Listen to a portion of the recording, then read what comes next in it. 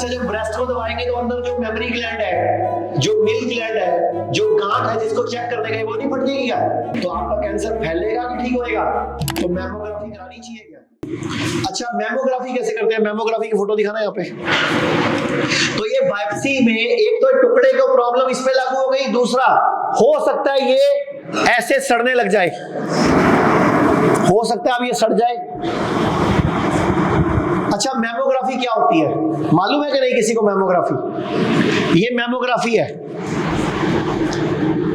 Mammography में breast को ऐसे रखा जाता है प्लेट में, वो देखो 16 किलो की या 22 किलो की दोनों प्लेटों का वजन होता है, और इसमें इसको ऐसे पकड़ के लगभग 50% तक दबाया जाता है। दबाओ जरा 50% सर,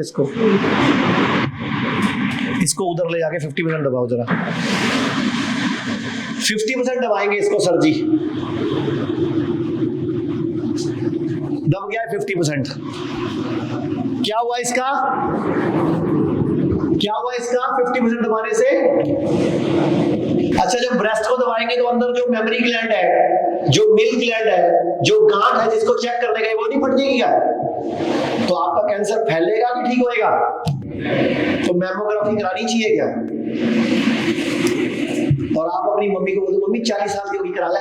अब मशीन है ये फ्री दी, चंडीगढ़ में तो फ्री कैंप लगते हैं ना भाई, चंडीगढ़ में फ्री कैंप लगते हैं मैमोग्राफी के। वो बस आती है पीजीआई वालों की। अब वो मैमोग्राफी आपको बचाने आ रही है कि मारने आ रही है?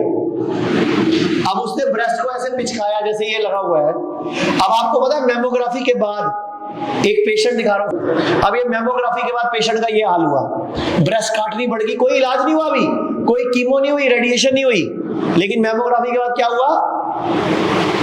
सड़ गई ब्रेस्ट। अब ये लेडी जिएगी कितने दिन जिएगी बताओ? अब मैं लीच थेरेपी लगाऊं, कितने मर्जी लेप लगाऊं, पता नहीं ठीक होगी या नहीं होगी। और हुआ क्यों? ले लो प्लेट में जाके। अच्छा, ब्रेस्ट जब ये दब जाती है उसके बाद कई लेडीज बोलते हैं भयंकर दर्द होती है। मैं आपको एक वीडियो सुना रहा हूं पेशेंट की कि मुझे तकलीफ मैमोग्राफी के बाद बढ़ी, पहले नहीं थी तकलीफ। मैमोग्राफी में जब ब्रेस्ट को दबाते हैं तब तकलीफ बढ़ जाती है, 100 में से 70-80 लोगों की। ये वीडियो देखो जरा, पूरा बताओ आपको यूट्रस में कितने mm की गांठ थी? फर्स्ट वीक मुझे 7 mm की थी, तो मैंने ध्यान नहीं दिया। जब पेन ज्यादा स्टार्ट हुई तो मैंने सेकंड वीक चेक कराया, 39 mm पे 39 mm की गांठ थी आपको? हाँ, वो ज्यादा हो गई। फिर मैंने मतलब काढ़े वगैरह लेने शुरू किए, आचार्य जी की जो भी वीडियोस देख के काढ़े लिए और दवाइयाँ ली, और वहीं से 35 सेक्टर से 39 mm मतलब 4 सेंटीमीटर। 4 सेंटीमीटर। तब मुझे डॉक्टरों ने बोल दिया था कि आप इसकी बायोप्सी करवाओ। मैंने बोला नहीं, कुछ भी नहीं करवाना, अब स्कैन हो गया, दैट्स इट, ठीक है, बस मैंने दवाइयाँ लेनी है, काढ़े पीनी है, ठीक है। पीरियड मुझे बहुत तेज फ्लो था, ऐसे नहीं था कि कुछ ऐसे। मैंने 5 पैड चेंज किए उस दिन लग रहा था कि अंदर से बाल्टी निकल रही है कुछ। और उसी दिन वो पूरा कचरा निकल गया। कितने बजे निकला? सुबह 5 बजे। सुबह 5 बजे वो पूरा का पूरा जो मांस का लोथड़ा था बाहर, वो पूरा का पूरा सारा कचरा वजाइना के रास्ते से बाहर आ गया, जो कि अपने आप में आपके लिए भी एक मिरेकल था। तो मैं बड़ी खुश हुई कि मैंने अपनी बीमारी को खुद ही हरा दिया। हाँ। अच्छा, ये बताओ मुझे, जो आपकी ब्रेस्ट में स्वेलिंग आई, जो ब्रेस्ट में गांठें आई, आपने मैमोग्राफी कराया, वो कितने दिन में ठीक हुआ? आप हमारे मेरठ कैंप में आए थे। वो मेरा 3 दिन में। 3 दिन में जो आपको डाइट दी गई वहाँ पे, मेरा पूरा विश्वास, जूसेस बताया गया। सबसे पहले होता है विश्वास। मेरे को विश्वास था, मैं 3 दिन में ठीक होके आई हूँ। 3 दिन में स्वेलिंग भी खत्म हो गई, और ब्रेस्ट में जो आपको दबाने से दर्द थी, कुछ गांठें थी, उल्टा पहले दर्द नहीं थी, मैमोग्राफी के बाद दर्द शुरू हुई थी आपको। हुई मेरे। और अब वो 3 दिन हमारे पास रहे, ये हिम्स मेरठ में आके जो 72 घंटे वाला कैंप लगता है, वहाँ इनको विशेष प्रकार की डाइट, कुछ जड़ी बूटियां और कुछ काढ़े दिए गए, जिसमें 3 दिन बाद जब ये वहाँ से वापिस आए तो बोलते मेरे कोई स्वेलिंग नहीं है। और मैं बिल्कुल फिट थी, मेरे को सांस चढ़ती थी, मैं 3 मंजिल पे पैदल जाती थी, मैंने लिफ्ट नहीं यूज की वहाँ पे। सुना आपने?